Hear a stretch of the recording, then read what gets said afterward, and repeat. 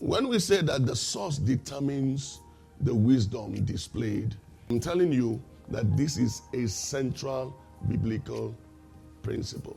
A river cannot taste better than its source. A tree cannot produce fruit different from its nature. Likewise, wisdom cannot be separated from its origin.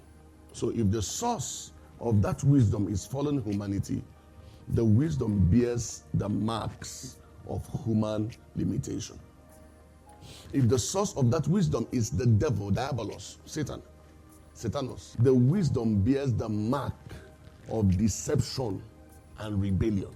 If the source of that wisdom is God, the wisdom bears the character of God's purity, God's holiness, God's truth, righteousness, and love. James makes this distinction very clear. James chapter 3, verse 15 to 17. This wisdom does not descend from above.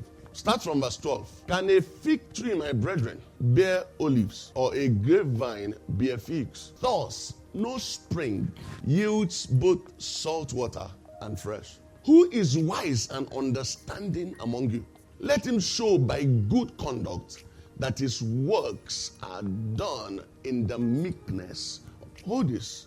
In the meekness of wisdom. There is what is called the cockiness of wisdom. The pride, the pomposity of wisdom. But there is what is called the meekness. I love the word meekness. Meekness is strength that is managed. Strength that is put under control. The Bible talks about the meekness of wisdom. It said that the works of that person is done in the meekness of wisdom. See, Jesus gave us keys on how to live in the earth. One of those keys is be wise as serpent and harmless as doves. But I look at believers sometimes and I see the opposite. We are poisonous and foolish. People are wicked, even in church, and foolish. People go to their leader and sit down and craft lies against somebody. If you have that creativity to call lies that be not, as though they were, if you have that creativity to build a story, now, but you can't use that wisdom to do anything meaningful for yourself. The second thing Jesus told us on how to live in this world, he said, blessed are the meek. I understood this. It might not make sense initially. People might think you're not wise, you're soft, you're frail, you're a pushover, particularly in corporate Nigeria. Blessed are the meek, for they shall inherit the... See, if you are going to be big on this earth, it didn't say blessed are the prayerful. We pray and draw it by prayer and scatter it with lack of meekness. Blessed are the meek. Strength under control. Let me tell her my mind. You don't understand what Ibunkata means. You send the message as anonymous. That is being wise as serpent. Jesus gave us codes. Jesus, that street man. Jesus, complete street guy. Have you realized that in that your office is those people that you people label as sycophants that get all the promotion? Eye service. Everybody is not. So, Oga will not say that you're a bad person. It's called meekness. Everybody wants to go on strike. He said, I'm not going. Meekness. That's what they would have called John when all the disciples disappeared and John went to the cross. Why will you sit at the feet of the cross? What do you want to prove? At the foot of that cross that you are, we can excuse Jesus' mother.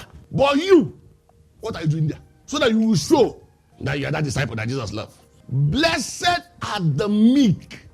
I'm teaching you something. You don't lead a rebel group in your office. Don't do that. Be wise as serpent. Harmless. Be intelligent enough not to shoot yourself on the leg, particularly as a believer. When all is said and done, those ones that are not believers will lie their way out. It go hook you. Because some things that we do, some will sleep their way out. You can't do that. All you had was a loud voice with no wisdom. They are pushing you now. You know you are the vocal one. You know you are the one that can, we don't even know. There's a way you present your words. This is for somebody. They are pushing you now. When you speak, that's how your words come. It makes sense. Open your mouth, you talk.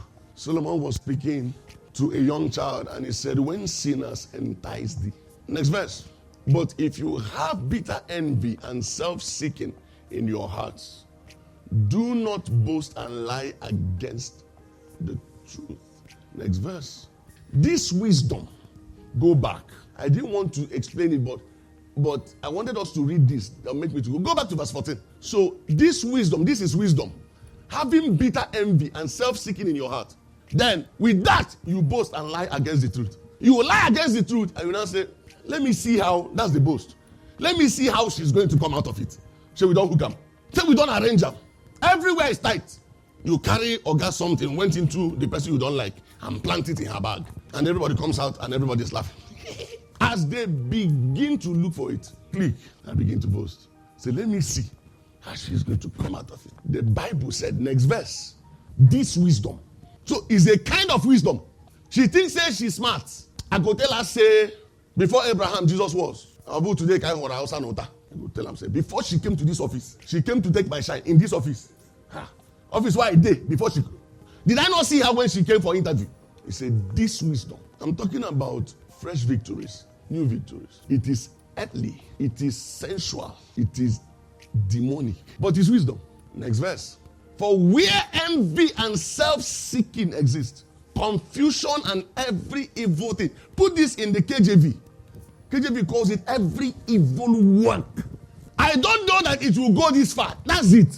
Because evil will beget evil. You use evil to cover evil. And use evil to perpetuate evil. And use evil to make sure that evil does not speak. Until it becomes big. It becomes iniquity. Everything becomes iniquitous. See, immediately it's exposed. What you're not asking. I say, hi, I didn't even know it will come this far. No. You can't know it will come this far. Because you're dealing with the old serpent. Without Jesus, the wisdom of God, nobody can match the devil. He's not just old, he is the serpent. There is confusion and every evil work. Verse 17 now says, but the wisdom